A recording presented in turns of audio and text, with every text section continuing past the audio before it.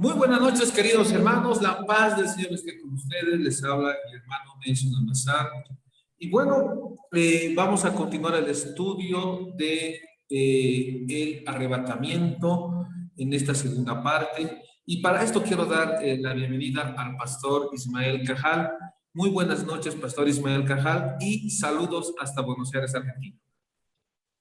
Buenas noches, gracias, pastor. Muy buenas noches. También tenemos otros hermanos que nos están acompañando, ¿verdad? De repente alguien quisiera mandar un saludo y puede decir el nombre del país y decir, bueno, saludos desde tal lugar. ¿Alguien quiere mandar saludos? Bueno, creo que empezamos, Pastor Ismael, con esta segunda parte del arrebatamiento. Empezamos, Pastor. Muy bien, perfecto. Ahí teníamos personas de Perú, Fidel, Alberto Miño de la zona más importante de Argentina, la zona norte. Después el resto, bueno, Elmer, que es de Perú. ¿Quién más anda por allí? Pablo Toledo, que es de Solano City, Argentina. Johan Leal, que está aquí en Argentina, pero es de Colombia. Y bueno, después vos vas presentando, Andrea también es de allí de Colombia, Alex Pinto, que está en Perú, creo ahora, es venezolano. Estamos presentes, bendiciones. Bendiciones, hermano. ¿De dónde? Yo soy de Venezuela, pero estamos aquí en Perú trabajando. Gracias a Dios. Saludos. Buenas noches. Venezuela. Buenas noches, Luis de Avellaneda. Avellaneda City es Argentina,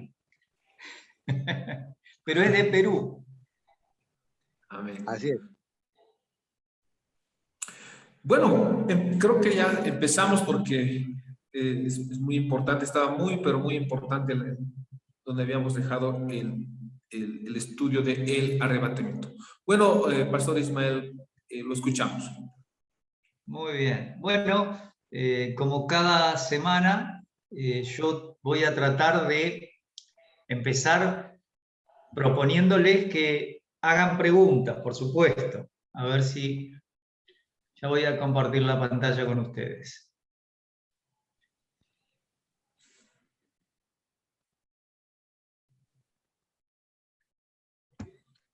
A ver si... ¿Ya están viendo la pantalla?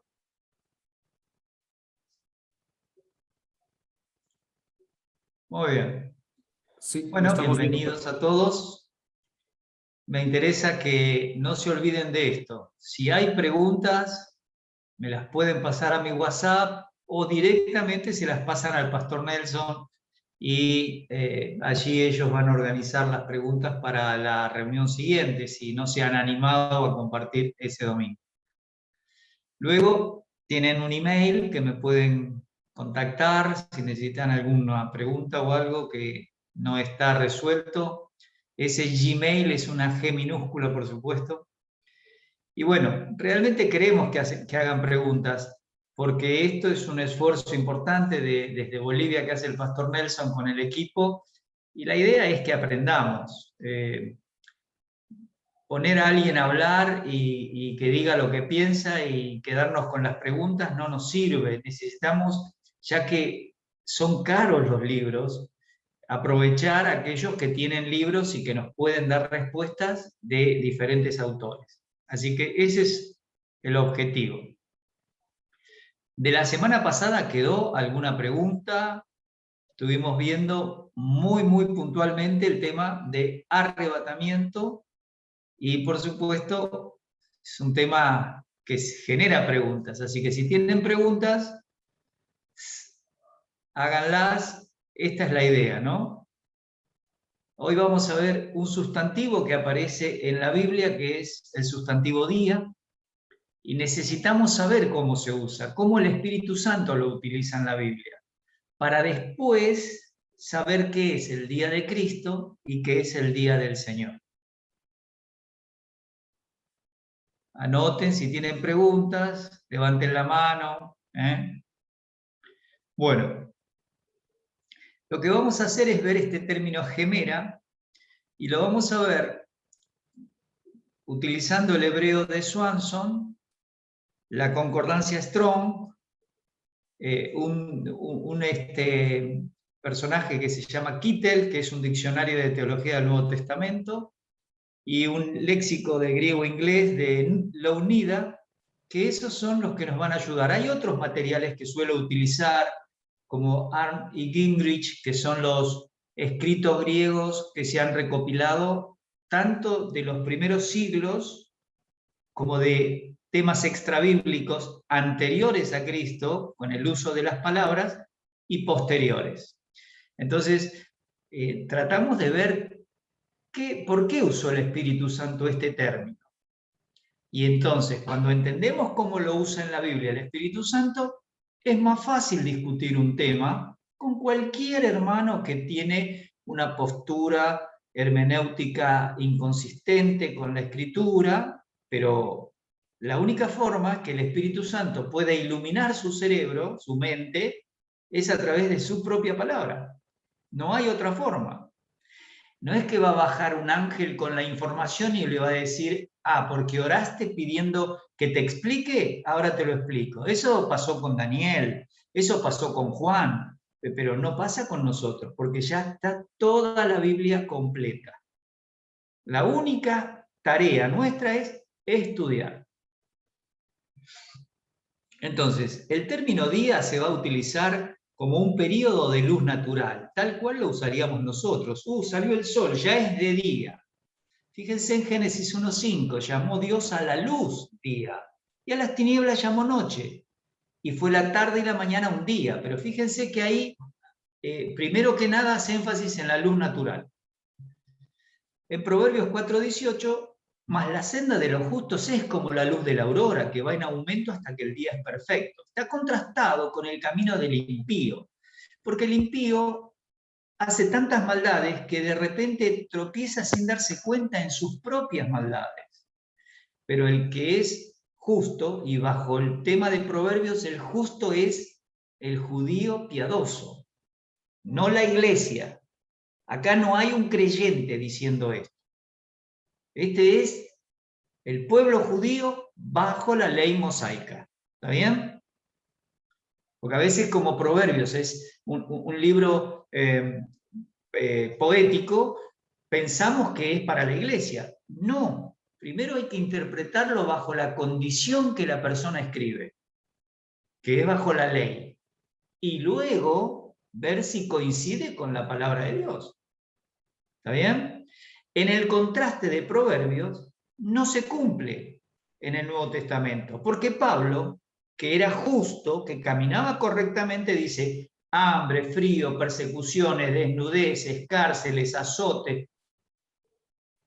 ¿Se dan cuenta cómo, si no interpretamos dentro de su contexto, corremos la posibilidad de caer en este error? Y esto es una torpeza hermenéutica. No le echamos la culpa al hermano que no entiende, que no sabe y lo agarra, pero tenemos que ayudarlo a entender correctamente la Escritura. En Marcos 4:35, el Señor le dice que aquel día, cuando llegó la noche, les dice, pasemos al otro lado. Y conocemos la historia, se levanta la tormenta, pero cuando el Señor los reprende, les dice, hombres de poca fe, ¿dónde estaba la fe de esas personas? No creyeron, de estos apóstoles, cuando dijo, pasemos al otro lado. Cuando el Señor les dijo, pasemos, era porque iban a pasar. Si no, hubiera dicho, vayamos a ahogarnos. Pero ellos tuvieron miedo porque su comprensión no estaba 100% en el periodo del ministerio terrenal. Toda la capacidad de entender la iban a tener después para el día de Pentecostés. A partir de Pentecostés, los apóstoles iban a entender todo.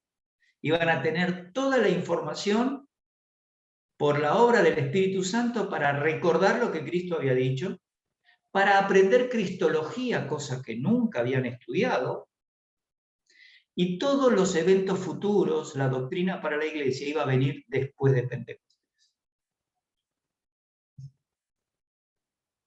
Otra forma que se utiliza el término día, emera, es la misma idea, pero en una forma figurada, indicando como que es un periodo de oportunidad para el servicio. Y se da en Juan 9, justo cuando los discípulos ven a una persona ciega de nacimiento y le preguntan, Señor, este que está ciego, ¿es porque pecaron sus padres o porque pecó él? Y la respuesta es, no, ni él ni sus padres. Esto es para que la gloria de Dios se manifieste. Y entonces les explica algo interesante. Me es necesario hacer las obras del que me envió, entre tanto que el día dura. La noche viene cuando nadie puede trabajar. Obviamente que aquí el término día no se está refiriendo a la parte solamente de unas 24 horas, sino que es un periodo de oportunidad para hacer algo. Por eso después va a decir, entre tanto que estoy con ustedes, yo soy la luz del mundo. Es decir, todo el tiempo que el Señor iba a estar con los discípulos era de día. Era para presentar el mensaje de Dios.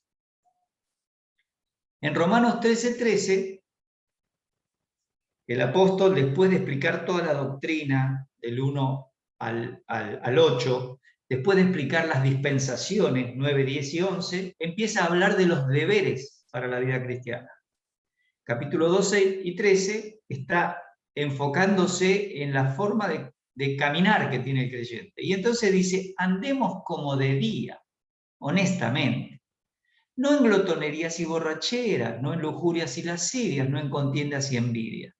Es interesante que con estas actitudes que tenía que tener el creyente de Roma, era andar de día. ¿Está bien? Entonces se utiliza de una forma figurada, indicando un periodo, una oportunidad de forma de conducirse.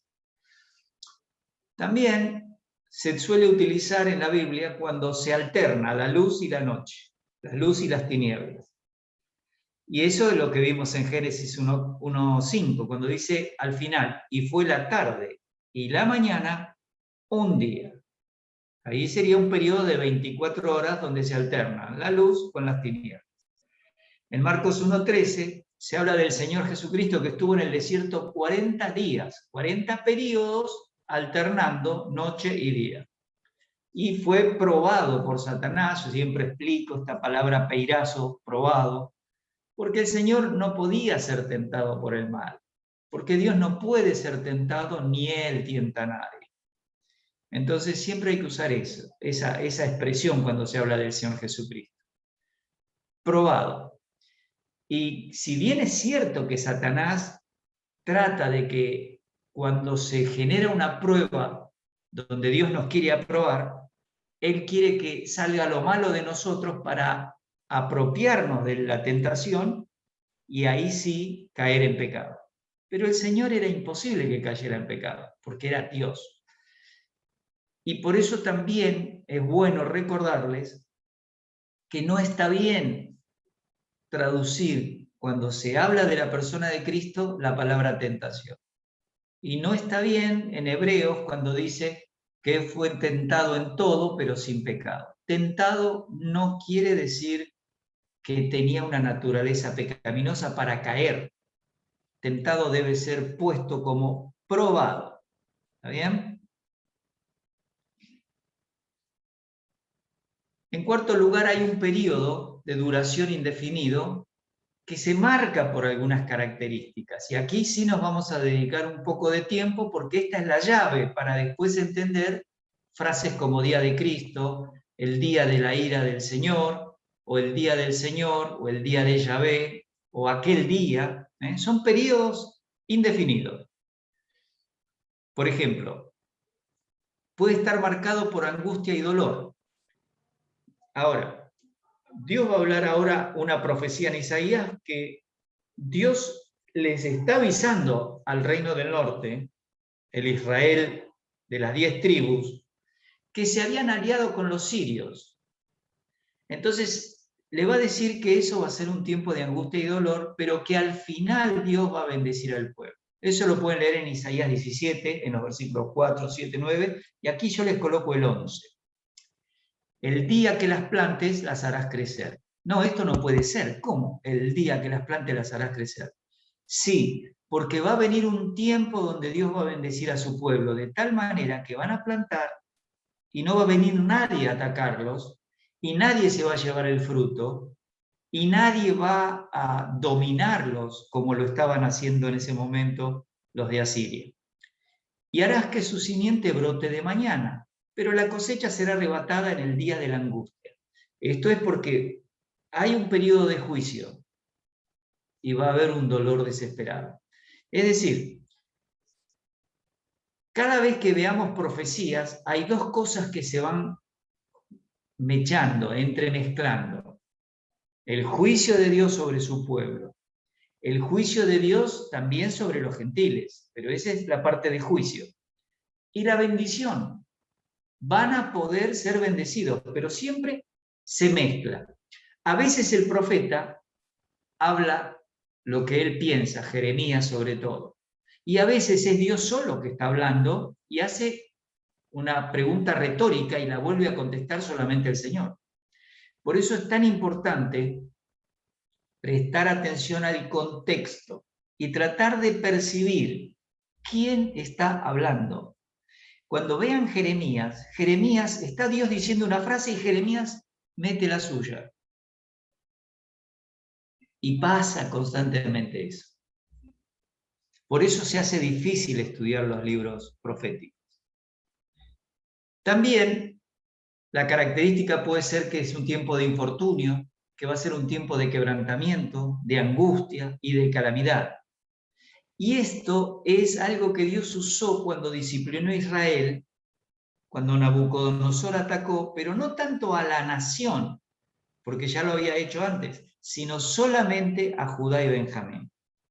Nabucodonosor, en el 650 a.C., conquista la ciudad, se lleva a Daniel y a otros jóvenes importantes para educarlos. En el 597 hace una segunda barrida y se lleva más gente. Y en el 586 destruye absolutamente todo. Fíjense cómo Abdías va a presentar esto en el capítulo 1, que es uno solo que tiene, pero del 12 al 14. Aquí le está diciendo a Edom, que era Esaú. Esaú fue hermano de Jacob. Jacob se termina llamando Israel y Esaú pierde su primogenitura porque se la vendió por un plato de lentejas. Esa enemistad que tuvo Esaú desde el momento que Isaac no lo bendice, porque le dice, no te puedo bendecir, ya lo bendije a tu hermano. Entonces Esaú desde ese momento quiere matar a su hermano, de tal manera que tanto Rebeca como Isaac lo mandan a Jacob a buscar una esposa desde donde había salido Abraham. Entonces ahora le está diciendo el profeta, de parte de Dios, a Edom, no debiste tú haber estado mirando en el día de tu hermano, en el día de su infortunio. Espera que voy a bajar esto.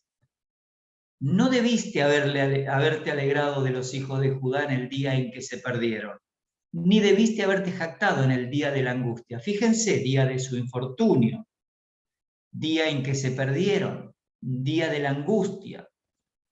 No debiste haber entrado por la puerta de mi pueblo en el día de su quebrantamiento. No debiste haber mirado su mal en el día de su quebranto, ni haber echado mano a sus bienes en el día de su calamidad. Tampoco debiste haberte parado en las encrucijadas para matar a los que de ellos escapasen, ni debiste haber entregado a los que quedaban en el día de la angustia. Esta fue la conducta en esos 605 a 586, en esos 3 periodos donde Edom estuvo contra el pueblo de Israel, en este caso Judá y Benjamín.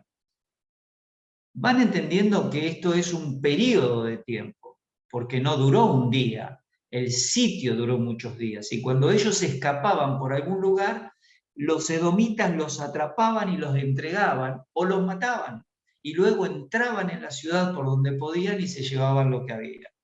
Y ellos después se iban a Petra, que es una ciudad que está ahí cerca. Vamos a ver más. Cuando es tiempo de prosperidad o puede ser tiempo de adversidad. Estamos usando solo el término gemera. Esto puede acontecer al hombre durante el transcurso de su vida. Fíjense, por ejemplo, en Eclesiastés 7. En el día del bien, goza del bien, y en el día de la adversidad considera. Dios hizo tanto lo uno como lo otro, a fin de que el hombre nada halle después de él. 3 recomendaciones. Número 1, Salomón está escribiendo algo debajo del sol, en este mundo. Recuerden que Salomón no es de la iglesia, no pertenece a la iglesia, pertenece al pueblo de Israel, a los santos del Antiguo Testamento. Entonces, cuando venían los reyes de otras naciones, él les relataba toda la historia de Eclesiastés. Eso era su sermón, su mensaje, su discurso. Y en el libro de Eclesiastés, Salomón siempre termina con lo que en esa época había. Dice que la persona tenía que tratar de vivir una vida porque un día iba a estar delante de Dios. Entonces dice, el fin, o sea, no está bien hacer muchos libros, porque el fin del discurso es este: teme a Dios y guarda sus mandamientos, porque eso es todo. Claro, si Pablo estuviera escribiendo un libro como Eclesiastés, terminaría diciendo, ¿saben qué? Si ustedes no reciben a Cristo como Salvador personal, si ustedes no entienden que Cristo murió por nuestros pecados conforme a las Escrituras, que fue sepultado y que resucitó conforme a las Escrituras, entonces ustedes no van a poder estar en la presencia de Dios por la eternidad. Tienen que recibir a Cristo como Salvador. Pero como Salomón no sabía nada de esto, porque la iglesia era un misterio, entonces él les decía a estos reyes que en el periodo que ellos vivieran cosas buenas, lo disfruten. Y cuando hubiera situaciones adversas, que recuerden que las dos cosas están controladas por Dios. Pero está hablando de un periodo de tiempo en el uso de la palabra día. También se utiliza cuando Israel en el desierto intentó probar a Dios.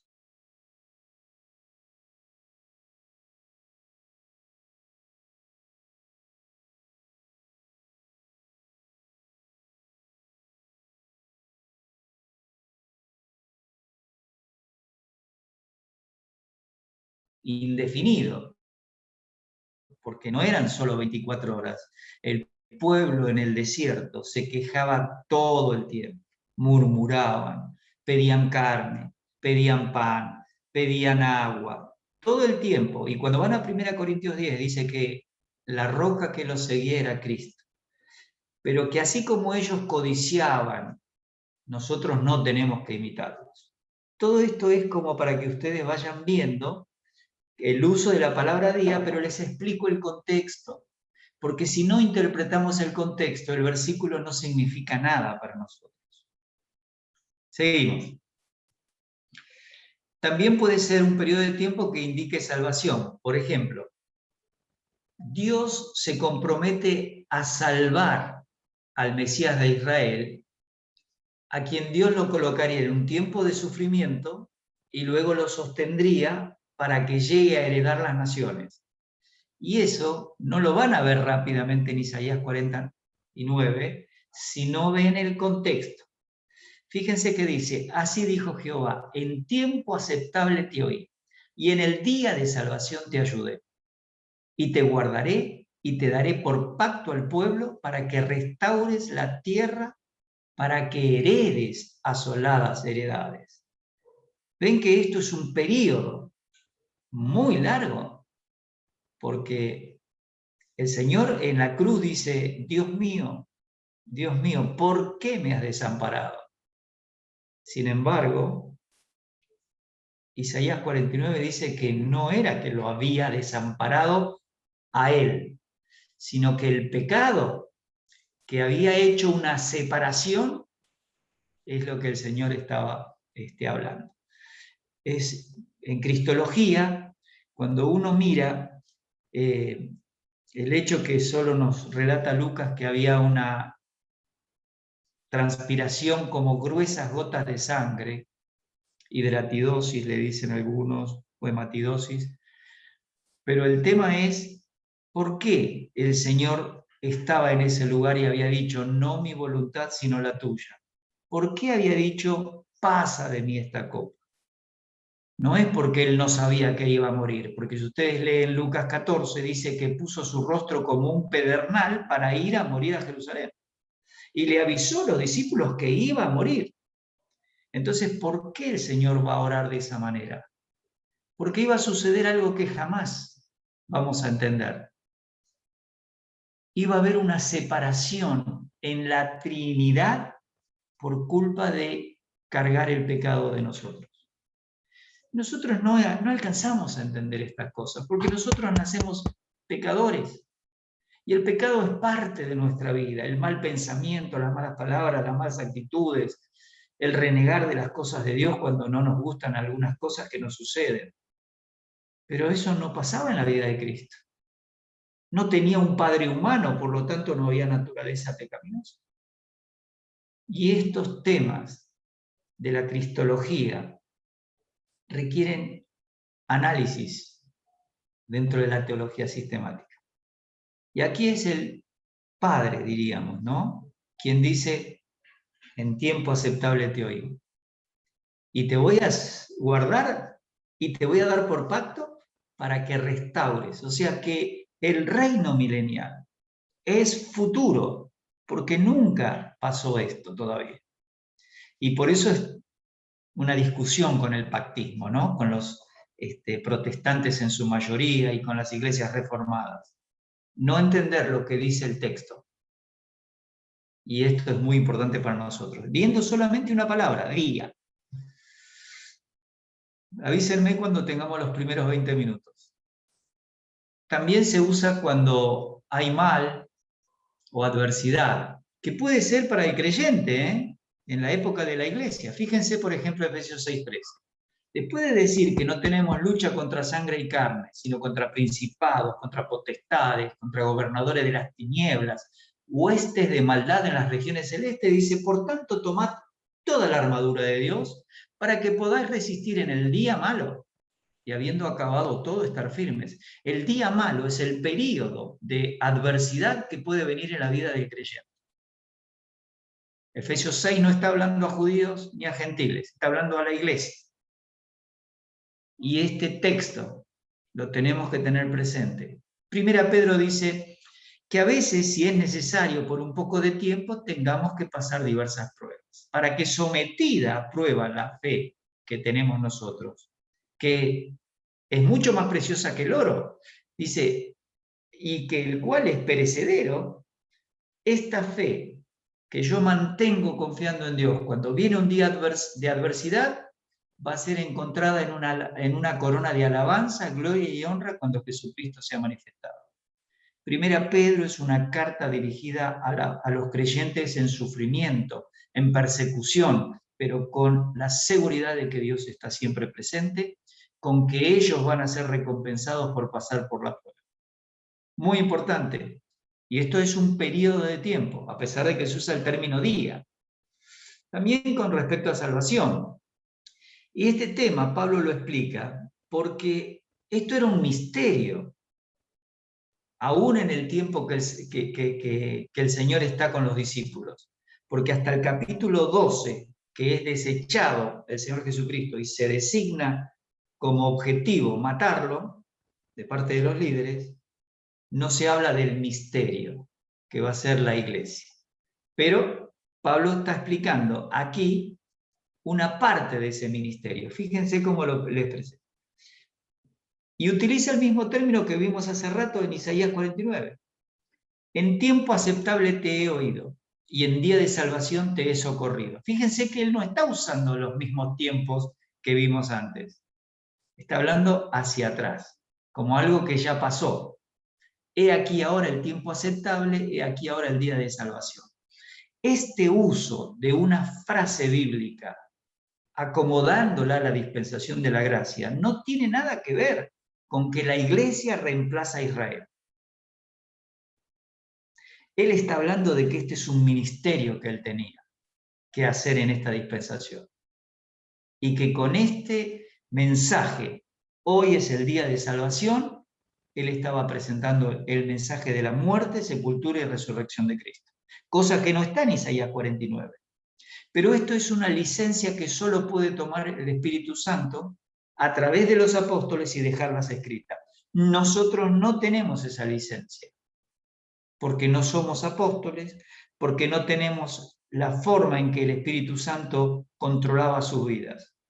A nosotros, de verdad, la información solo nos viene de la Escritura, pero a ellos venía del Espíritu para que hicieran el escrito que hoy es nuestra Biblia. También un periodo indefinido de ira y revelación del justo juicio de Dios. Aquí, por ejemplo, con los textos que vamos a ver, se relaciona con el juicio del gran trono blanco, que es la muerte segunda. Fíjense, Romanos 2:5. Pero por tu dureza y por tu corazón no arrepentido atesoras para ti mismo ira para el día de la ira y de la revelación del justo juicio de Dios. El justo juicio de Dios es el trono blanco, porque en ese día todos los que no hayan tenido una relación directa con Dios, ya sea por el Antiguo Testamento bajo la ley mosaica o bajo la gracia en este periodo que tenemos que se llama también dispensación de la Iglesia, todas las personas van a tener un juicio justo. Primero, el libro de la vida. ¿Está escrito el nombre de esta persona aquí? Y esos que estén allí, sí, está escrito. ¿Está escrito su nombre en el libro de la vida del Cordero? No, no está escrito. Bien, veamos el libro de sus obras. Y las obras van a condenar a esas personas. Y de acuerdo a las cosas que haya hecho, tiene un grado de castigo. Por eso dice en Romanos 2, Pablo, 16, que los que sin ley han pecado, sin ley van a ser juzgados. Pero aunque la conciencia los acuse o los defienda, ellos van a estar separados eternamente de Dios. El término que Dios es justo se utiliza tanto para los creyentes como o los que confían en Dios, como para los que no son creyentes, no confían en Dios. ¿Por qué? Porque a los creyentes se les va a recompensar de acuerdo a las obras que hayan hecho. Y al incrédulo de acuerdo a las obras que haya hecho. En ese sentido, Dios no hace acepción de personas. Y así lo usa Santiago capítulo 2 cuando le dice que para Dios no hay acepción de personas. Si vos maltratás a un hermano porque es más pobre en tu congregación, Dios no hace acepción de personas. ¿Se entiende esto que estamos viendo?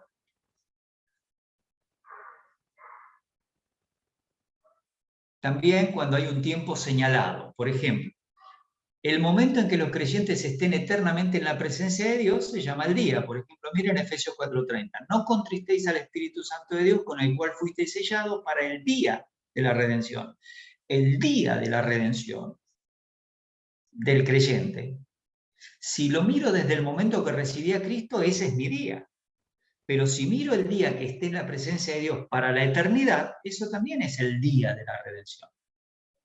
Ahora, si yo miro por lo que enseña Efesios 1, 2 y 3, antes de la creación de la materia, antes de la creación del universo, ese también fue el día donde Dios me eligió para ser un redimido.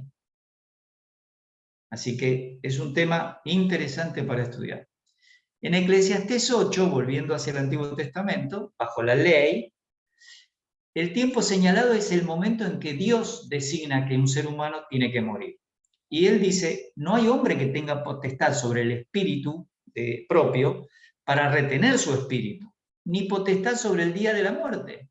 Y no valen armas en tal guerra, ni la impiedad librará el que la posee. Es decir, no importa que seas malo o que seas bueno.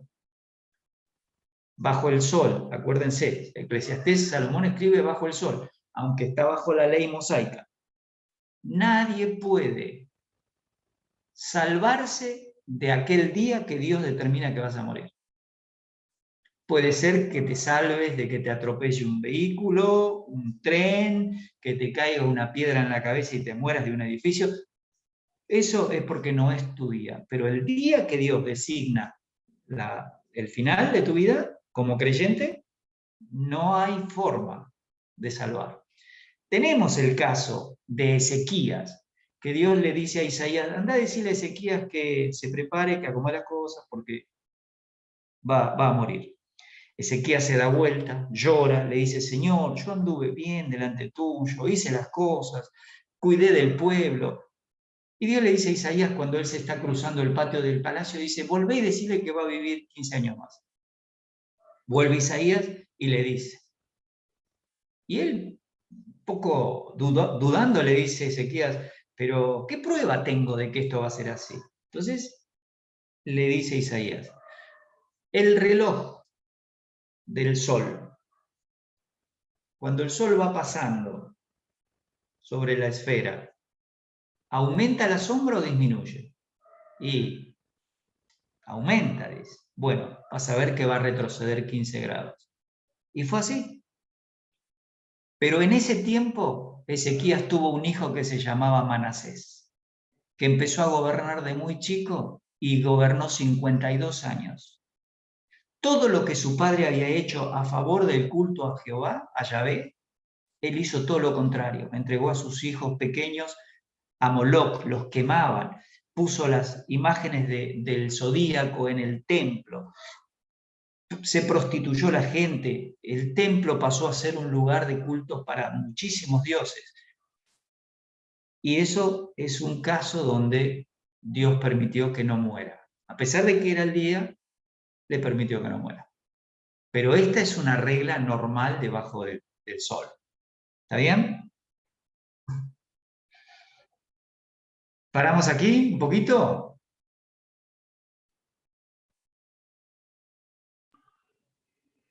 Amén.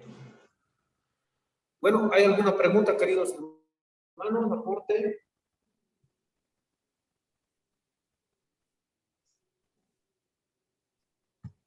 Los escucho. ¿Se escucha, pastor? Sí, sí, sí, bien. No sé cómo están ¿Estamos los bien? hermanos. Sí, Le damos bien. un poquito de tiempo por las dudas, ¿viste? Porque si no, no van a preguntar nunca. Paz y gracia, Pastor Ismael. Sí. ¿Me escuchan bien? Sí, perfecto. Yo por lo menos. Sí, perfecto. Bien. Bueno, quiero preguntarle, Pastor, porque aparentemente entonces el día del Señor se refiere quizás a la venida del Señor ya en todo su poder y toda su gloria. Es decir, no tiene nada que ver con el arrebatamiento, cuando dice el día del Señor. Exacto, exacto. Claro, porque encuentro yo siempre esta discusión con los hermanos reformados, porque Sí. siempre ellos están tomando Primera de Tesalonicenses, capítulo 4 y 5, donde se habla pues de la venida del Señor. Ellos dicen que el día del Señor vendrá como ladrón en la noche, y ese mismo término también se utiliza en Segunda de Pedro, capítulo 3, verso 10. Entonces, Sí. inmediatamente dice ahí que la tierra será prácticamente destruida, o de alguna forma será, pues... Los cielos pasarán siendo exacto. deshechos. Entonces, ellos asocian esto que todo vendrá de manera corrida, entonces no habrá eso de que un espacio, el reino milenial y todo eso, ¿no? Entonces, esa confusión hay por el tema del día del Señor. Eso que quería que un poco nos aclare un poco, Pastor. Sí, sí, yo tengo para mostrar eso más adelante, después de esto. Lo importante también es hacerles ver que tienen que estudiar la palabra ladrón, porque hay 3 palabras que se usan en griego: harpax, y cleptes son las más importantes. Harpax la vemos con harpazo. Pero cleptes es la que se utiliza tanto para el día del Señor como para el día de Cristo. ¿Por qué? Porque se refiere a lo que pasa súbitamente. Por ejemplo, el arrebatamiento va a ser algo súbito, algo que ninguno de nosotros sabe cuándo. Y cuando la Biblia habla también del día de Jehová, es porque empiezan al mismo tiempo. Uno te lleva al cielo, la iglesia. El otro es lo que acontece en la tierra. Por eso el término se utiliza igual. Y ese detalle es el que hay que estudiar. Porque por eso ellos te dicen, todo es una sola cosa. Entonces vos les preguntás, pero ¿por qué Ezequiel 40 al 48 habla de todos los cultos que se van a realizar en el milenio? Y la forma en que va a haber una topografía diferente. ¿Y por qué ese templo va a ser diferente? ¿Y por qué va a ofrecer el sacrificio una persona que se llama David y no va a ser un descendiente de Aarón? ¿Y por qué el sacerdocio es de Melquisedec y no de Aarón? Entonces tenés 500 cosas que no te quieren explicar porque no se percatan de que Dios tiene un pacto incondicional con Abraham. La tierra.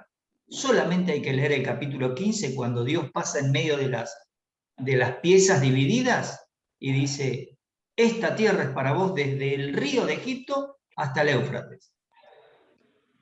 ¿Y ellos qué te contestan? Bueno, pero Josué dice que Dios le entregó la tierra tal como lo había prometido. No. Josué capítulo 1 dice que te entregó la tierra donde pise la planta de vuestro pie. Pero la tierra de Israel jamás fue desde el río de Egipto hasta el Éufrates. Nunca fue. Y eso Dios lo va a cumplir porque se lo dijo a Abraham en el pacto incondicional de Génesis 15. Después tenés el pacto con David.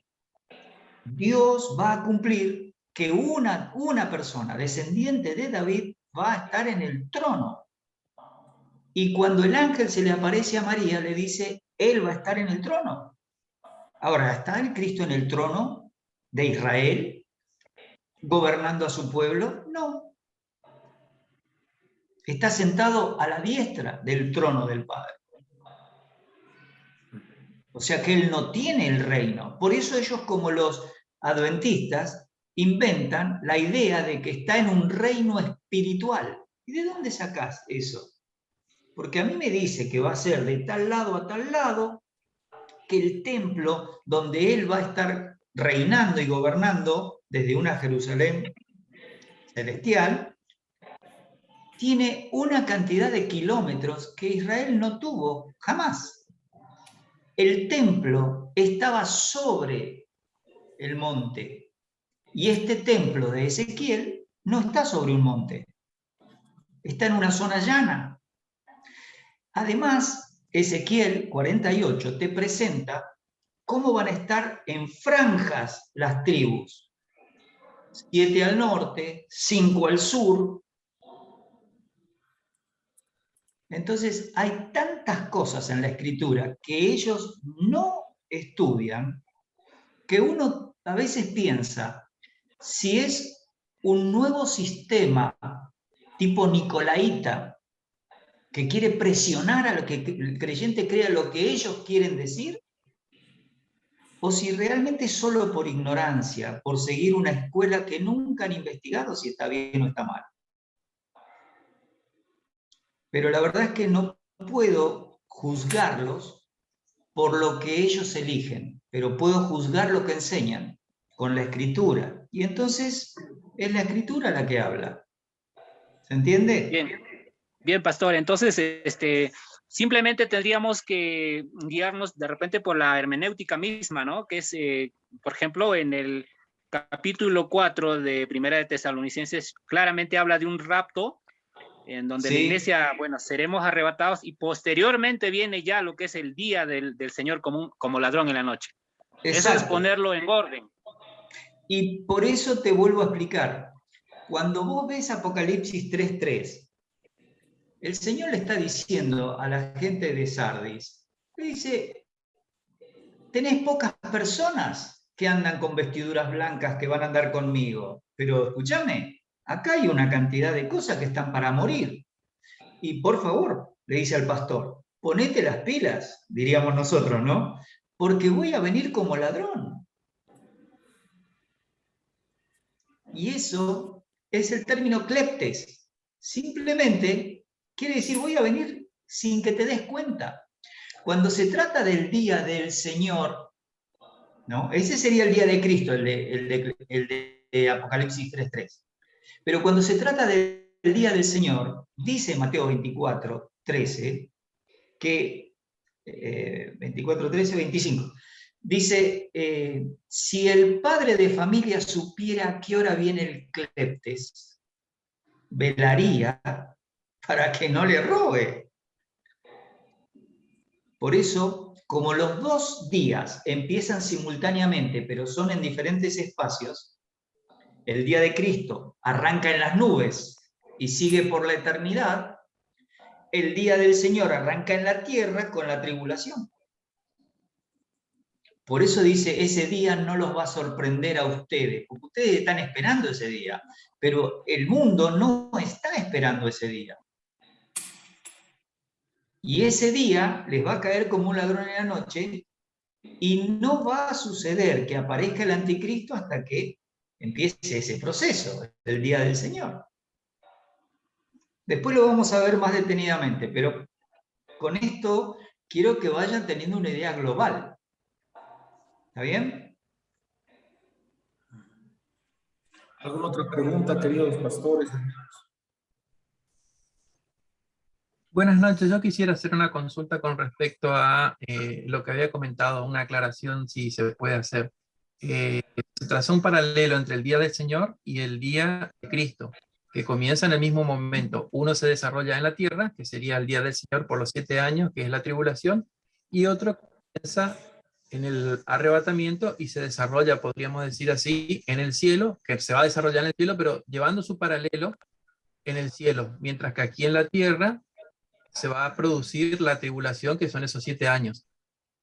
Finalizada la tribulación, en la tierra, finaliza el día del Señor, mientras que el día de...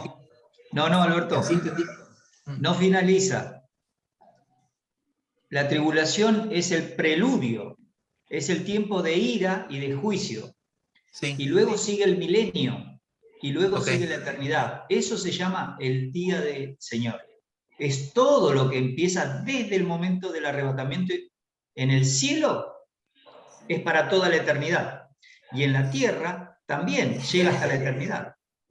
Por eso te discuten cuando te dicen, entonces, ¿para qué queremos un niño? Si en la Biblia dice que Cristo va a reinar eternamente. Claro que dice eso. Pero Apocalipsis 20 también te dice que va 6 veces, que va a reinar 1000 años. Y los que estamos en la primera resurrección reinamos con Cristo 1000 años. La primera resurrección involucra los santos del Antiguo Testamento, los creyentes que pertenecemos a la iglesia, pero pertenecemos a una esposa, a una relación diferente que los santos del Antiguo Testamento. Cuando vos vas al libro de los Hebreos, capítulo 11, 39, te dice que los santos del Antiguo Testamento son perfeccionados, pero nosotros recibimos algo mejor para que no sean ellos perfeccionados aparte de nosotros. Además, están los que se van a salvar en la tribulación. Y están las naciones gentiles que son separadas como cabritos y corderos. Esos pertenecemos a la primera resurrección. Esa primera resurrección ocurre al final de la tribulación. Y luego es el milenio. Al final del milenio, cuando Satanás ataca y se revela, él solo, sin demonios, con un grupo de humanos al final del milenio, son juzgados, pero también queda gente que después va a estar en la Jerusalén celestial y en los cielos nuevos y en la tierra nueva. Cuando vos estudias el día del Señor en el Antiguo Testamento, tiene juicios, tiene tiempo de ira que se derrama sobre la tierra, se destruye la tierra, y acordate que cuando termine la tribulación, lo que hay es una renovación de la tierra, para que pueda vivir el león con el cordero, comiendo paja con el buey, el oso, y el bebé con la serpiente. Todo eso, milenio. Pero cuando termina el milenio, todo es destruido. Cielos, tierra, no queda nada. Juicio al trono blanco, y luego vio cielos nuevos, tierra nueva, en los cuales mora la justicia, y la gente que está en el lago de fuego y azufre en otro lado. Así que los 2 días de Cristo y del Señor arrancan en el día del arrebatamiento. Uno para el cielo y en la eternidad, y el otro en la tierra y para la eternidad. Nada más que en la tierra hay un cronos, un tiempo cronológico, 7 años, 75 días, 1000 años. ¿Mejor? ¿Más claro? Sí, entiendo. O sea que serían los 7 años de tribulación, los 75 días de la regeneración o restauración de la tierra, que es esa palingenencia, y luego 1000 años del milenio. Ahí finaliza, podríamos decir, en la tierra lo que es el día del Señor. Y lo que pasa es que el día del Señor es algo en donde Dios reina eternamente. El milenio es el preludio, pero los cielos nuevos y la tierra nueva también involucran el día del Señor. O sea que se junta, en ese momento se juntaría, podríamos decir así, una línea de tiempo, si la trasladamos así, día de Jesucristo, día de Cristo, y día del Señor al final del milenio, para Exacto. comenzar la eternidad. Y sigue por bien. la eternidad. Por eso Perfecto. Hebreos 12, 22 al 24, te explica que en esa Jerusalén celestial están millares de ángeles, la sangre rociada que habla mejor que la de Abel, los espíritus de los justos hechos perfectos, o sea, los santos del Antiguo Testamento. Van a estar los salvos de la tribulación, los que se salvan en el milenio, pero además dice la congregación, la iglesia de los primogénitos, que están inscritos en los cielos. Esos somos nosotros. Sí. Bien. Y estamos separados de los santos del Antiguo Testamento. Por eso el pactista tampoco te puede explicar ese versículo de Hebreos 12. Porque si él dice que la iglesia e Israel es lo mismo, entonces ¿para qué Dios va a cumplir la palabra dada a Abraham, dada a David, el nuevo pacto? No tiene sentido. El pacto que Dios hace no con Moisés, sino el pacto palestino, lo llamaríamos hoy, que es el compromiso de Dios de traer a Israel de nuevo a su tierra. Eso no es lo que hoy pasa. Dios va a traer a Israel a su tierra cuando termina la tribulación, porque durante la tribulación va a haber muchos judíos en Israel, pero solamente el remanente es el que va a estar en el milenio. Amén. ¿Vamos bien? Sí. ¿Alguna otra pregunta? Sí, quisiera hacer una pregunta relacionada con el milenio, pero probablemente eso se converse más adelante y se explique también acerca del templo de Ezequiel. Sí. Así que esperamos entonces. Sí, sí. El templo Bien. es algo que se va a construir sí o sí. Bien. No, era con respecto a, relacionando también, Moisés recibió, digamos, el plano de un tabernáculo que estaba en el cielo. David recibió también el plano de cómo iba a ser construido el templo, pero lo termina construyendo Salomón. Exacto. Y ahora tenemos el templo que aparece en Ezequiel. Ese templo, ¿cómo va a ser construido? ¿Va a ser construido en ese momento o...? Sí, sí, cuando termina la tribulación. Dios les bendiga. ¿Me escuchan? Buenas noches, Dios les bendiga. ¿Me escuchan? Sí, buenas noches. Buenas noches, interesante tema. Les pido disculpas porque llegué un poquito tarde, no tenía cómo entrar, pero estoy atento escuchando la enseñanza. he visto que la enseñanza de esto pues tiene como dicen aquí en Colombia, un sancochito, ¿no? Lo que es arrebatamiento, segunda venida, el milenio, los 7 años. Entonces, no he podido cuadrar bien con el tema general, pero lo que trato de aprender en esta noche es la base fundamental de lo que es la segunda venida y el rapto. Más o menos eso están hablando, mis queridos hermanos, para que me metan en contexto. Sí, sí, sí. Ok. Bueno. Muchísimas gracias, he aprendido mucho. Les saluda el hermano Hamilton, aquí desde Bucaramanga, la iglesia Tiempo de Salvación. Estoy contento escuchándolos. Me alegra mucho la exposición que ha hecho el hermano, sobre todo porque es clara y eficaz. Yo le añadiría algo, si ustedes me permiten, es lo siguiente. Así como en el Antiguo Testamento, porque ustedes saben que las figuras del Antiguo Testamento son importantes para la hermenéutica bíblica en el Nuevo Testamento. Son figuras que se tienen que aplicar correctamente. En el Antiguo Testamento, cuando era la primera venida del Señor, los eruditos de ese entonces tuvieron problemas. Ustedes se dieron cuenta porque ellos querían ser libres del yugo romano que en ese momento estaban viviendo. Sin embargo, la venida del Señor tuvo esa connotación que vino a libertar a los oprimidos, espiritualmente hablando, se entrega. Y parece que el pasaje de Ezequiel, capítulo 12, versículo 10, no se cumple. Noten ustedes, mis apreciados hermanos, que cuando el Señor es invitado a predicar la tierra que lo vio crecer, en este caso Nazaret, el Señor toma el pasaje dentro de la sinagoga y ellos esperan escuchar un mensaje libertador. El Señor lee Isaías 61, ¿verdad? Pero noten que cuando lees Isaías 61, omite un detalle que es lo que ustedes están hablando. Exacto. El día de la venganza de nuestro Dios. ¿Cómo dice? Omite la frase, el día de la venganza de nuestro Dios. Exacto, estamos ahí. ¿Qué es lo que están hablando eso? Entonces, esto es lo que los eruditos no entendían. Cuando él dice, yo soy, esto se ha cumplido hoy, pues lógico, lo intentan quitarle porque primero habían 4 profecías que los eruditos bíblicos y los rabinos de ese entonces querían que se cumpliera, que evidentemente Jesús lo cumplió. Entonces, eso pasa actualmente en lo que es la segunda venida. Por eso tenemos el problema que sigue con los rabinos, con los maestros, con los eruditos, con los catedráticos o todos los que estudian la palabra teólogos, que hay esa pequeña confusión. Dicen que la venida del Señor es inmediatamente sin que haya un arrebatamiento posterior, ¿verdad?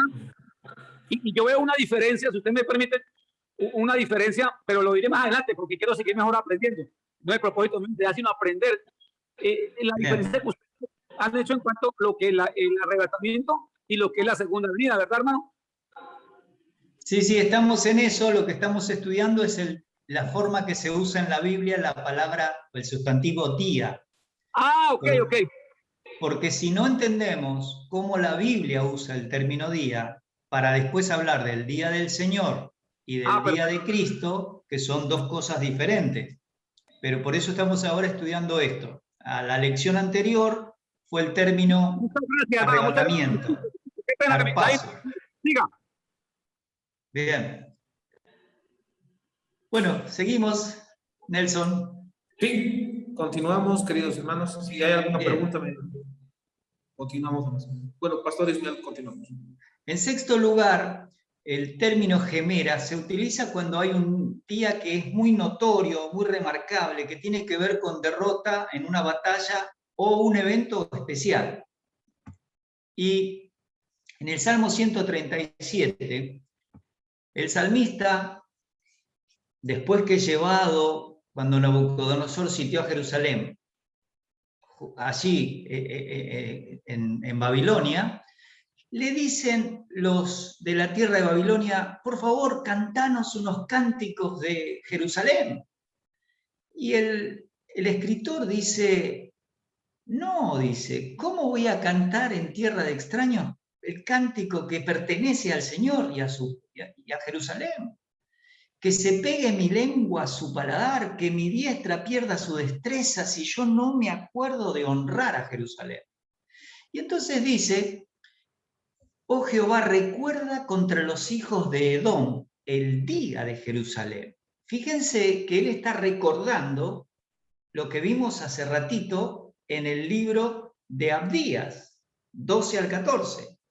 Los hijos de Edom, en ese periodo entre el 605 y el 586 a.C., estos de Edom decían, arrasadla hasta los cimientos. Fíjense cómo quedó en la memoria de esta persona que fue exiliada ahí, junto a los ríos de Babilonia, su recuerdo de la familia de Esaú, de los hijos de Edom. Entonces ahí la palabra día se está usando con algo de memoria, pero con un periodo prácticamente de unos 15, 16 años. Vamos a ver también en Oseas 1:11. Esto ya está relacionado con la restauración del reino y la presencia del Mesías Rey en Israel. Se congregarán los hijos de Judá y de Israel. Fíjense que está hablando Judá y Benjamín y las 10 tribus del norte. Y nombrarán un solo jefe o líder y subirán de la tierra porque el día de Jezreel será grande. Estudiar la palabra Jezreel, que era una zona específica de Jerusalén. Hay muchas historias alrededor, pero este día va a ser un día de bendición y de unidad porque todos los hijos de Judá y de Israel van a tener un jefe y ese va a ser Dios. Es decir, va a ser un día recontra importante. También por metonímia se puede usar la palabra día a cuándo o en el tiempo en que algo suceda. Por ejemplo, si hablo del pasado, Números 3:13. Porque mío es todo primogénito desde el día que yo hice morir a todos los primogénitos en la tierra de Egipto. Santifiqué para mí a todos los primogénitos en Israel, así de hombres como de animales, míos serán, yo Jehová. Aquí Israel no está dividiendo a las 10 tribus del norte, porque eso va a suceder recién en el reinado de Roboam, el hijo de Salomón. Estamos hablando del año 950 aproximadamente. Pero aquí están saliendo de Egipto, están en el desierto. Y lo que Dios les recuerda es Éxodo 12 y 13. Cuando yo maté a todos los primogénitos en Egipto, automáticamente, eso lo dice el capítulo 13, todo primogénito de los judíos es mío. La ley mosaica decía que si era un primogénito de un asno, o lo matabas o lo redimías. Y si era un hijo varón, que era el primogénito, o lo dejabas para Dios o lo redimías. Había un precio en 11,7 gramos de plata, 11,4. Y lo interesante es que si ustedes ven la historia de 1 Samuel, Ana, que rogaba por un hijo, cuando nace Samuel, decide no redimirlo. Le dice a su marido Elcana, le dice, yo lo voy a dejar. Y Elcana le dice, si lo has prometido al Señor, lo puedes hacer. Acuérdense que en la ley de los votos, en Levítico y en Éxodo, una mujer no podía hacer un juramento a Dios sin que su marido lo confirme. Si el marido le decía que no, el voto era invalidado. Pero Elcana estuvo de acuerdo, porque Dios estaba levantando a ese profeta que iba a ungir a Saúl como primer rey y a David como rey después. Así que esto es también importante, y esta palabra día es una metonimia, ¿sí? Porque el día del Éxodo, que fue de un día para otro, acuérdense, tenían que tener 4 días antes el cordero, revisarlo, sacrificarlo, untar con sangre. Bueno, ese momento, ese tiempo en que yo lo saqué de Egipto, ese día, todo primogénito es mío. En Deuteronomio 4:10, repetición de la ley, Moisés les recuerda, el día que estuviste delante de Jehová tu Dios en Horeb, cuando Jehová me dijo, reúneme el pueblo, para que yo les haga oír mis palabras, las cuales aprenderán. Esto es Éxodo 19. Ese día es algo memorable y equivale al cuándo. En el tiempo en que yo te puse delante del monte de Horeb para mostrarte las tablas de la ley, que en el capítulo 20 de Éxodo explica Moisés. Bien. También el término gemera se utiliza cuando se va a hablar del futuro. Por ejemplo, en Génesis 2:17, mas del árbol de la ciencia del bien y del mal no comerás, porque el día que de él comieres, ciertamente morirás. Ese día equivale a algo, al cuándo, porque cuando de él comieres, ciertamente morirás. En Ruth 4:5, la historia ustedes conocen de Ruth. Noemí pierde a su marido, a sus 2 hijos, una de sus nueras se va a sus padres, y Ruth se viene con Noemí. Entonces, cuando llegan, ella va a buscar trabajo, en el sentido de recoger, porque la ley mosaica sí exigía que cada judío dejara un sector de su campo sin cegar, o de las viñas sin vendimiar, para que el pobre pudiera llegar, comer, juntar y después vender para obtener para comer. Entonces, se da cuenta que está viniendo Ruth, que vino con Noemí, y entonces le dice a los jornaleros, dejen espacio para que ella pueda llevar. Y ella, cuando vuelve el primer día y les cuenta a Noemí, le dice, ese es pariente nuestro. Él tiene poder para redimir. Cuando esa noche que ella se queda y le cubre los pies a Booz, le dice que redima. Si por favor podía redimir a Noemí.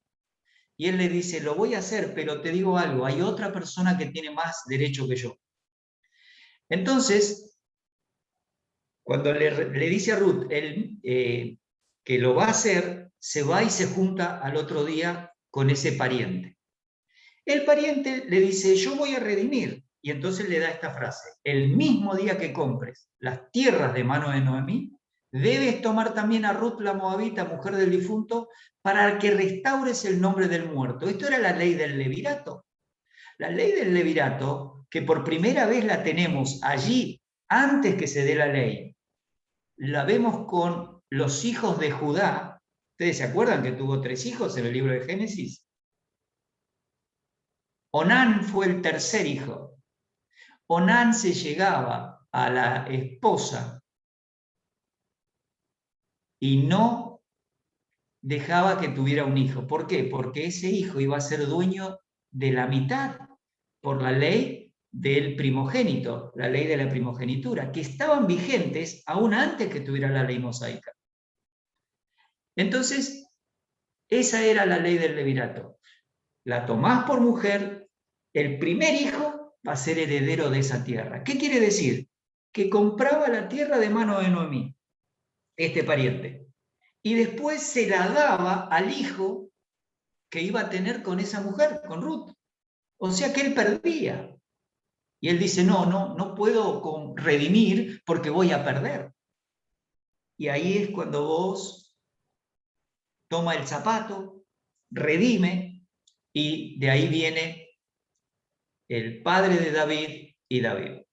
Así que nosotros tenemos ese día que compres como un cuándo. Cuando compres la tierra de mano de Noemí, también tienes que tomar a Ruth la Moabita como mujer. ¿Ven cómo la escritura y el contexto nos ayuda a entender cómo se usa la palabra gemera, día? También se utiliza cuando hay un juicio o una condenación. Y aquí es importante notar esto. Job 18:20. Sobre su día se espantarán los de Occidente y pavor caerá sobre los de Oriente.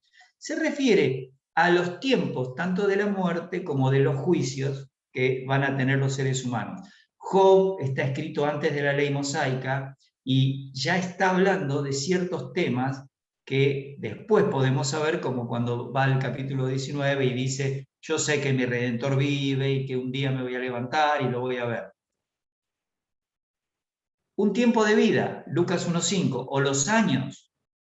Aquí dice que hubo en los días de Herodes, o sea, en el tiempo, en los años que gobernó Herodes, rey de Judea, un sacerdote llamado Zacarías. Y esto sabemos que aquí van a ser Juan el Bautista. Pero vemos que el término es de un tiempo de vida. Y esto, si tienen algún libro en inglés, como Job y Vine, escribiendo Tesalonicenses, encuentran un poco de esta información. Bueno, vamos a ver algo más. Entonces, así como la luz del día arroja claridad sobre las cosas que han estado en tinieblas por la oscuridad de la noche, La palabra entonces también se asocia a menudo con el pronunciamiento de juicios sobre ciertas circunstancias que van a ocurrir. Por ejemplo, en 1 Corintios 4:3, el día del tribunal humano, ¿sí? El gemeras antropos, es el juicio que hacen los hombres, juicios que se ejercen en la presencia o periodo de la rebelión humana, es decir, todo el periodo después de Adán hasta que Dios ponga fin a la humanidad, es el día del hombre. Diferente al periodo que sabemos que es de los gentiles, que solo tiene que ver con Israel. El tiempo de los gentiles arranca con Nabucodonosor y termina en el libro de... en la tribulación, en el capítulo 19 de Apocalipsis, cuando se produce el Armagedón. ¿Está bien? En Apocalipsis 1:10, yo estaba en el Espíritu en el día del Señor. Ven que este es un día donde van a aparecer juicios. Este Curaqué Gemera no es el día domingo. Muchas personas creen que el día del Señor es el día domingo, en Apocalipsis 1.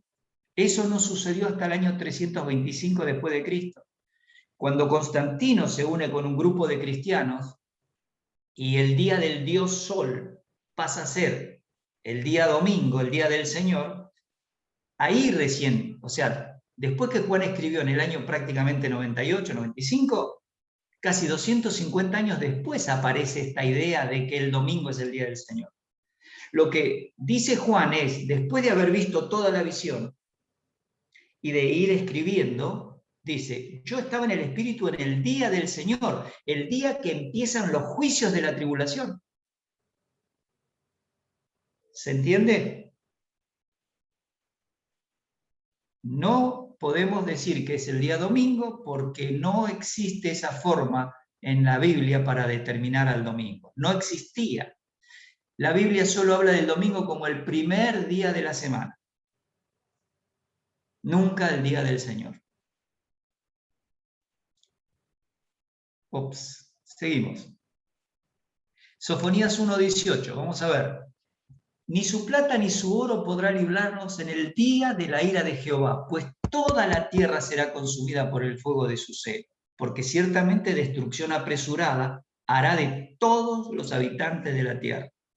Claro, cuando uno mira Sofonías puede pensar, ¿esto será solo la tierra de Israel?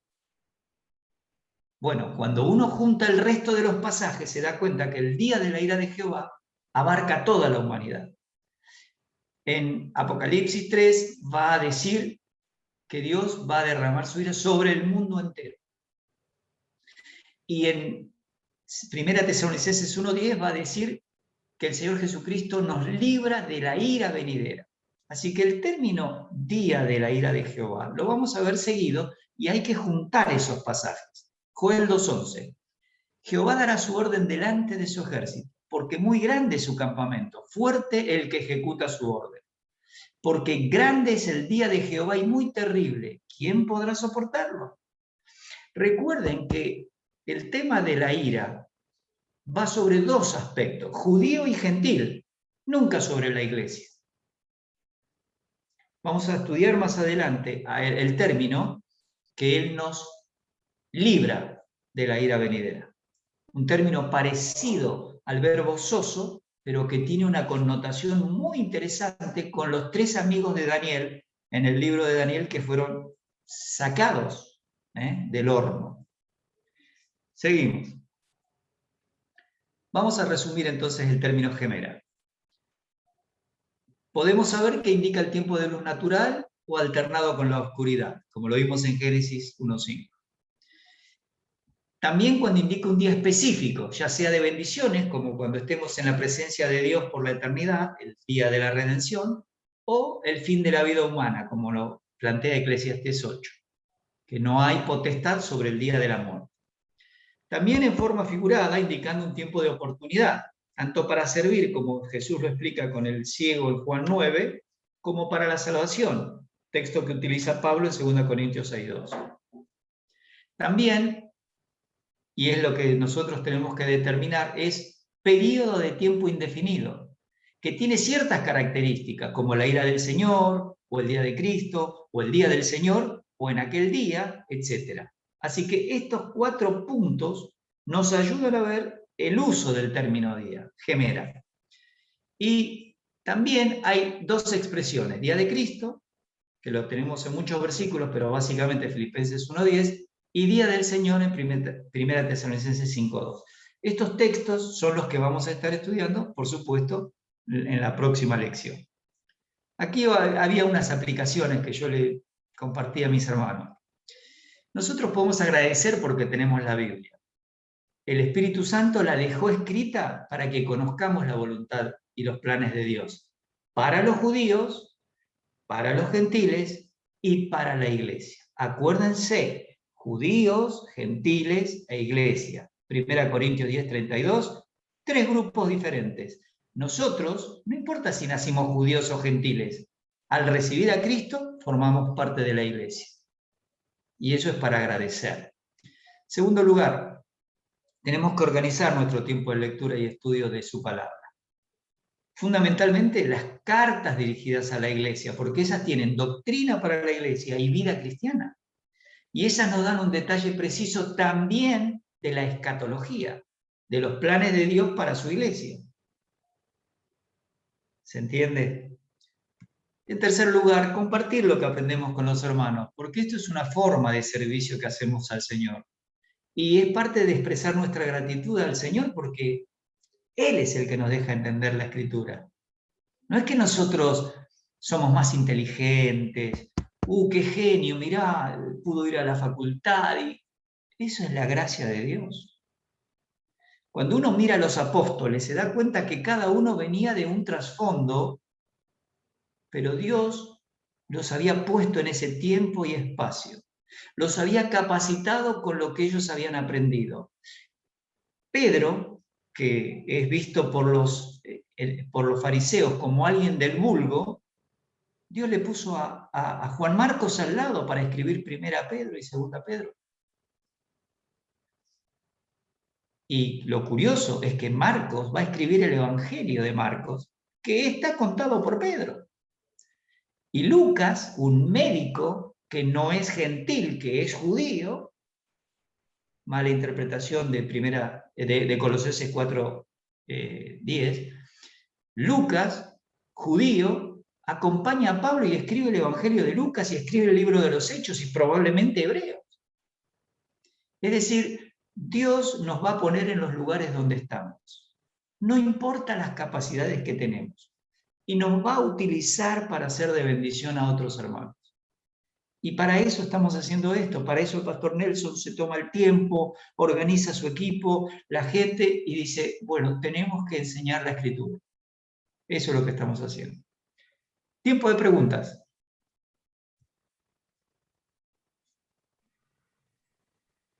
¿Alguna pregunta, hermanos?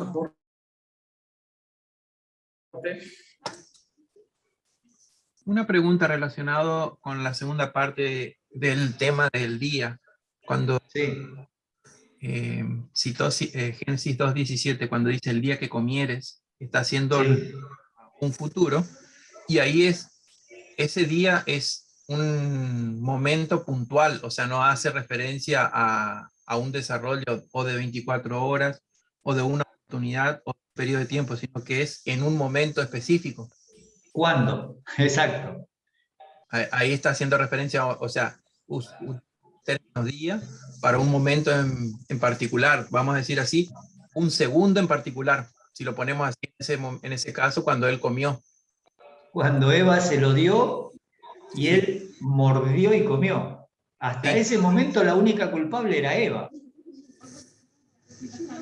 Perfecto. O sea, el momento que él come sería ahí ese día. Exacto. Gracias. Y para ustedes, para que lo revisen, probablemente fue el mismo sábado, día de reposo. Por eso el Señor utiliza el término, mi padre hasta ahora trabaja. Porque él sanaba en día de reposo, ¿se acuerdan? No sabemos cuánto tiempo llegó a estar Adán, pero es evidente que tampoco hubo mucho. No tuvo ni Prácticamente siquiera, fue el mismo día. y claro, probablemente ni tuvo tiempo de tener relaciones con Eva, porque conoció a Adán a su mujer ¿cuándo? Después que pecaron. Sí. 4:1 de Génesis.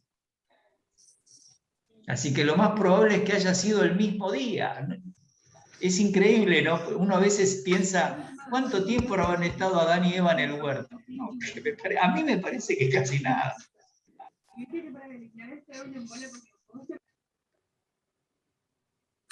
Amén. ¿Alguna otro aporte, pregunta, hermanos?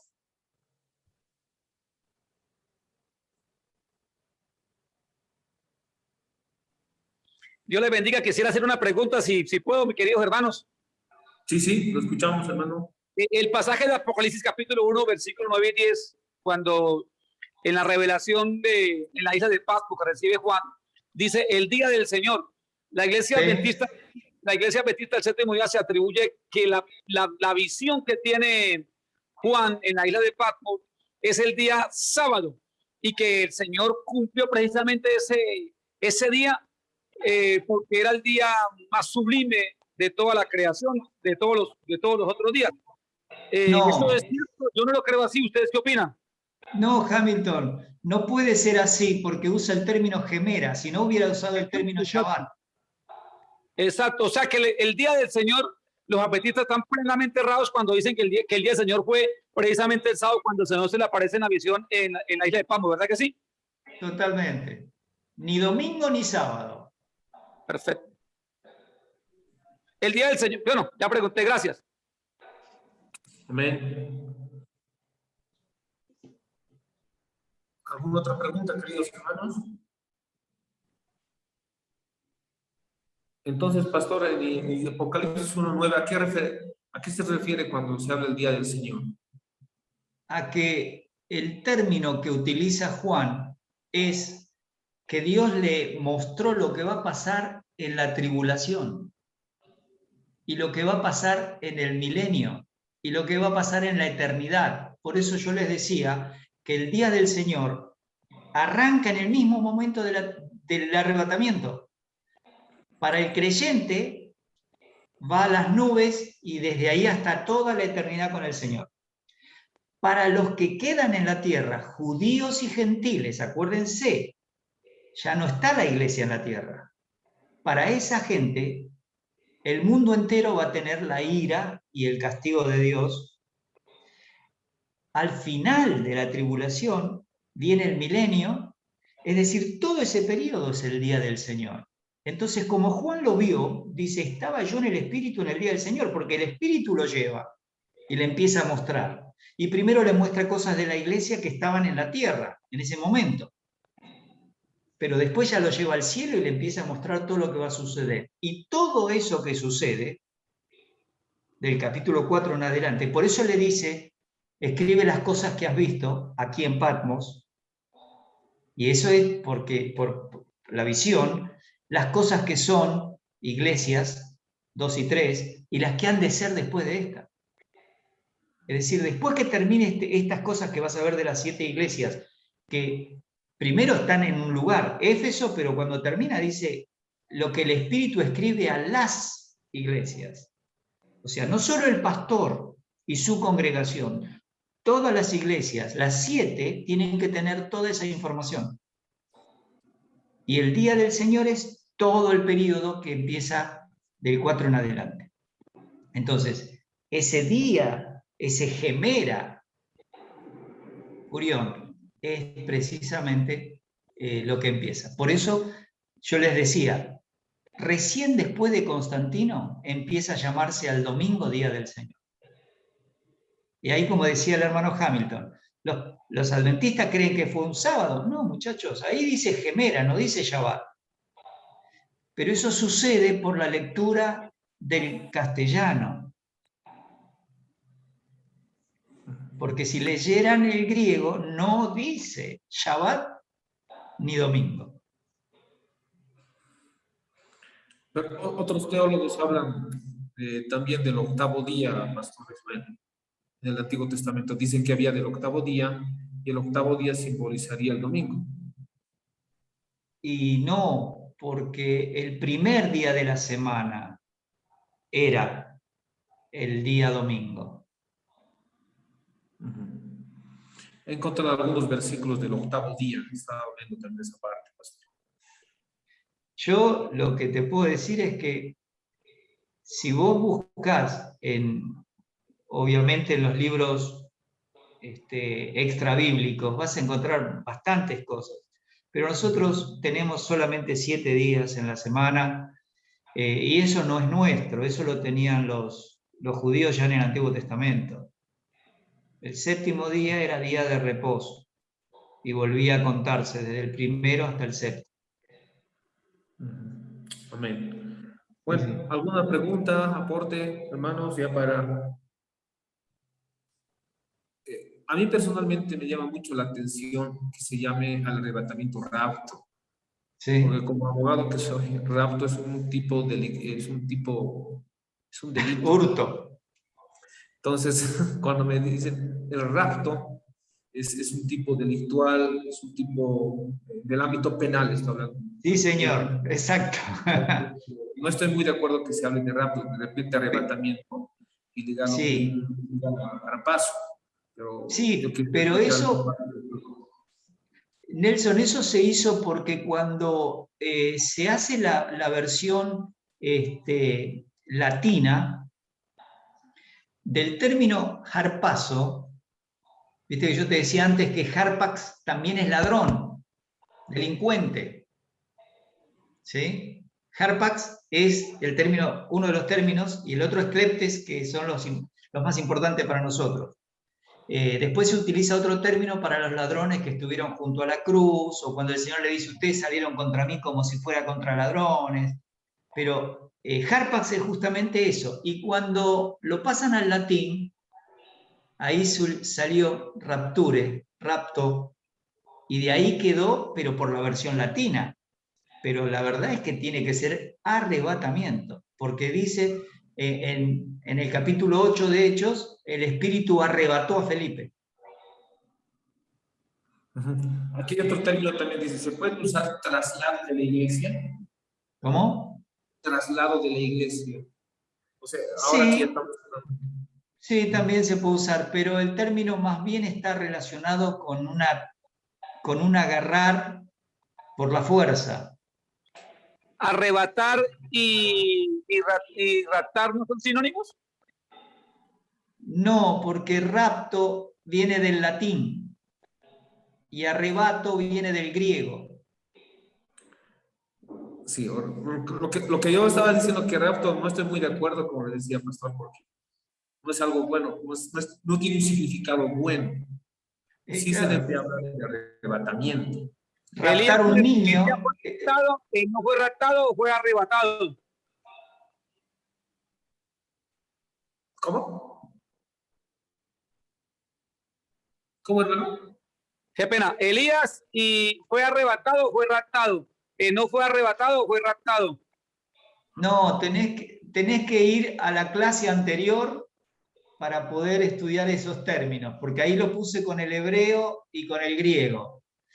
Los términos son, sí, llevado, pero va a llevar más tiempo y ya estamos terminando la hora, pero si podés, fíjate si podés ver la lección anterior. Bueno, en el hebreo también hay, Pastor, otras palabras. Muchísimas gracias. De Jeremías 37, por ejemplo, se usa la palabra, ahí cuando se usa la palabra día, se usa la palabra yom. Sí, por ejemplo, específicamente. ¿Cómo? Sí, pero específicamente la idea era volcarnos a Gemera, porque nosotros tenemos problemas en el Nuevo Testamento. Porque en el Nuevo Testamento nuestro problema está en Día del Señor o Día de Cristo. ¿Es lo mismo o son diferentes? Por eso estudiamos Gemera y miramos algunas traducciones del Antiguo Testamento a la Septuaginta. Pero sí, Yom es otro día también que se utiliza. Por ejemplo, hoy o mañana es el Yom Kippur, para los hebreos, los Guía de judíos. liquidación. Exacto. Exacto. Sí, sí, sí. ¿Por qué hago esto? Porque muchos exegetas, si quieres hablarlo así, empiezan a hablar para interpretar, o para hacer, interpretar las escrituras, empiezan a hablar del calendario hebreo, ¿no? Entonces, he visto eso mucho. Sí. Y hablando del día, específicamente en el griego, se usan también otras palabras. En ese punto iba Pastor Ismael de repente a comentar. ¿Está usted de acuerdo que se empiece a usar el calendario hebreo para empezar a hablar de días, ya que estamos hablando del día del Señor? No, no, no. Nosotros, la iglesia, no pertenecemos al pueblo judío. Y la iglesia era un misterio que no existía en el Antiguo Testamento. La convivencia entre judíos y gentiles, nos dice Romanos 14, no se tiene que dar ni por comida, ni por bebida, ni por días de fiesta. Vos has hablado en una de tus charlas sobre Colosenses, sobre cómo algunos grupos, no gustes, no toques, guardemos tales días de luz. Y estoy totalmente de acuerdo. Nosotros somos algo nuevo y no tenemos que tomar como cadenas de nuestra libertad ese tipo de cosas. Porque esas son cadenas. A mí me pidieron participar en un grupo que estaba haciendo la traducción de BTX 4. Y cuando empecé a decir las cosas que estaban mal, como el agregarle a Dios Aleph Tab, como el Salmo 110, que Cristo y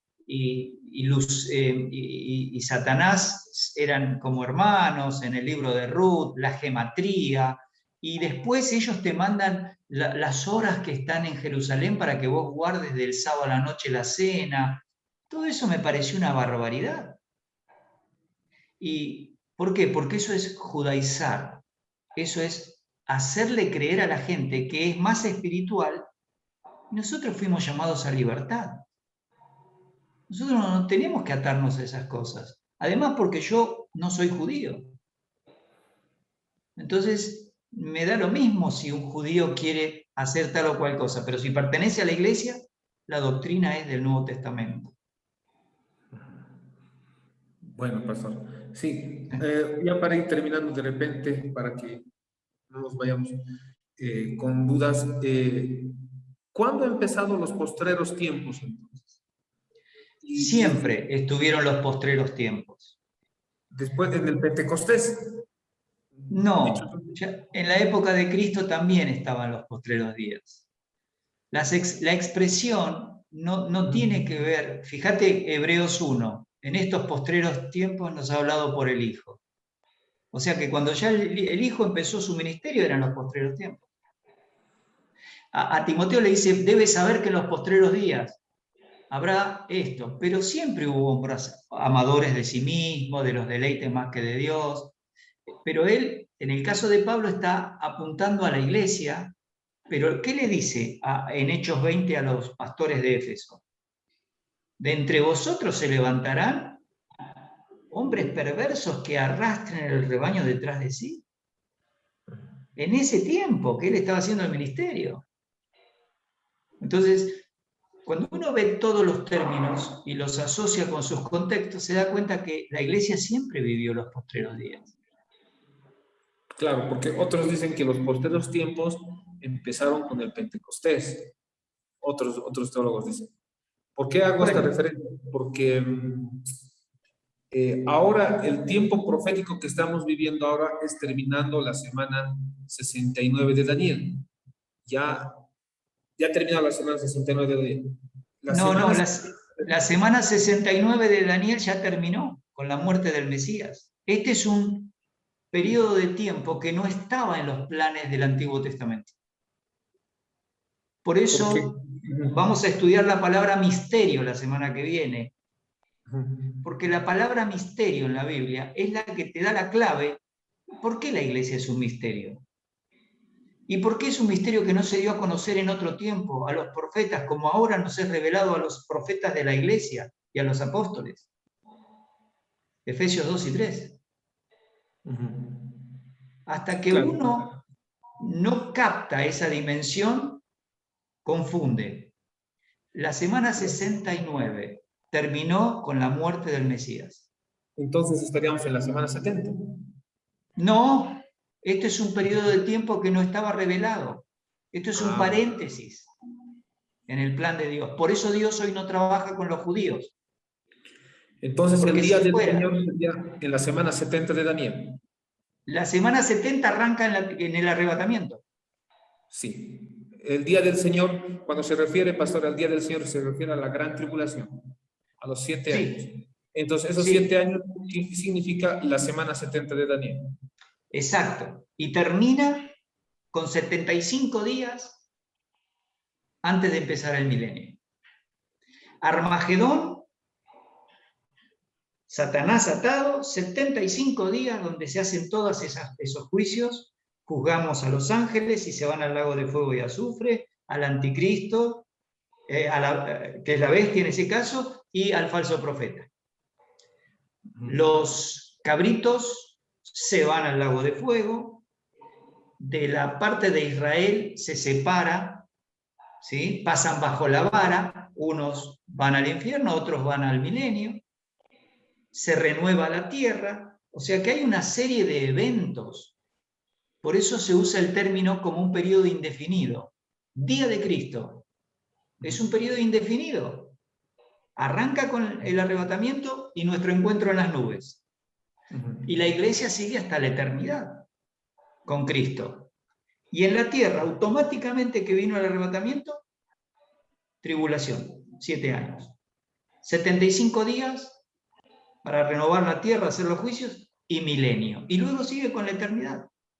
Por eso, 1 Corintios 15 explica cómo es el orden, ¿sí?, de las resurrecciones, pero también explica Cristo las primicias, cada uno en su debido orden, los que son de Cristo en su venida. Por eso también hay que estudiar la palabra parusía, epifanía y apocalipsis. Claro. Ya para terminar, pastor, Apocalipsis 3:10 nos habla del día, ¿no?